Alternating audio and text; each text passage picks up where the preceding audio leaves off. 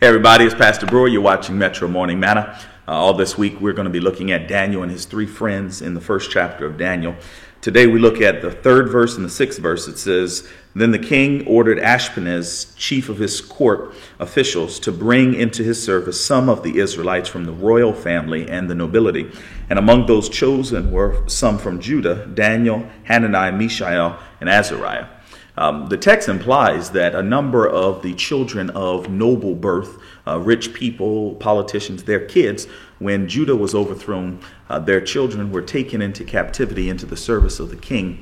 And Daniel and his friends were just four of many.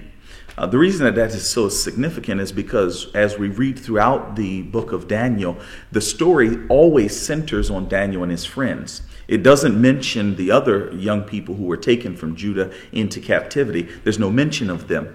Surely Daniel and his friends had other friends and kids that they knew, families that they knew that they might have grown up with, they were associated with. But when the rubber met the road, when the difficult moments came, when the tests came ahead, Daniel and his three friends were the ones who shined, whereas his colleagues and others who he grew up with, they sold out. They didn't stand up for what they believed in. They didn't stand firm.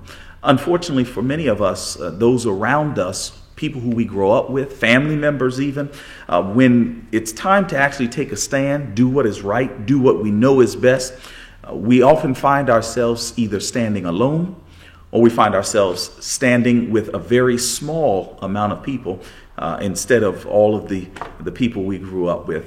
But I want to encourage us. Daniel and his friends became famous. I mean, they're in the Bible.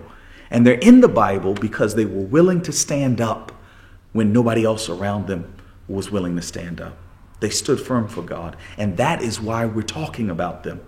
The ones who sell out, the ones who don't take a stand, nobody knows their name. If you want to be faithful to God and you want God to stand for you, it requires you willing to stand up even when those around you are selling out.